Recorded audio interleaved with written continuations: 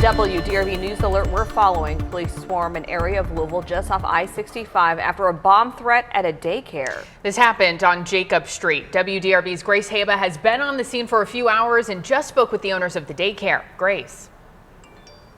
Yeah, that's right, guys. The 200 block here of Jacob Street has been closed for several hours, and it just reopened moments ago. And I walked up to the owners and asked them if they could tell me anything about what happened.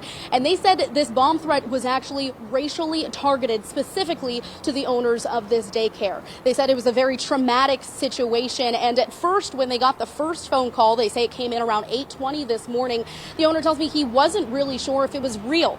But then he got a second one almost immediately after that, in which the caller threatened to kill him and bomb the daycare. At that point, he said he called police, got the authorities over here right away, evacuated the building, and took 17 kids that were inside the daycare across the street to where a TARC bus was waiting. They loaded the kids onto that TARC bus, and during that time, they were calling parents, making sure that they could come meet them at the Walgreens parking lot where that TARC bus was located to come pick up their children. Now, they say they're very scared about what happened, but they're thankful that it happened so early in the morning because this daycare actually has a capacity of over 100 kids, but they only had 17 at the time. Nobody was hurt in this incident. And again, I told you that this area has now been reopened to the public. The police presence is gone for the most part, and they say most of those children have been picked up by their parents. The owners say that they did make the decision, though, to stay closed for the rest of the day here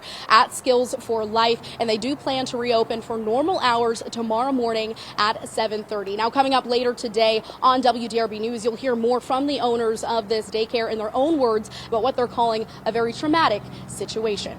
Reporting live, Grace Haba, WDRB News.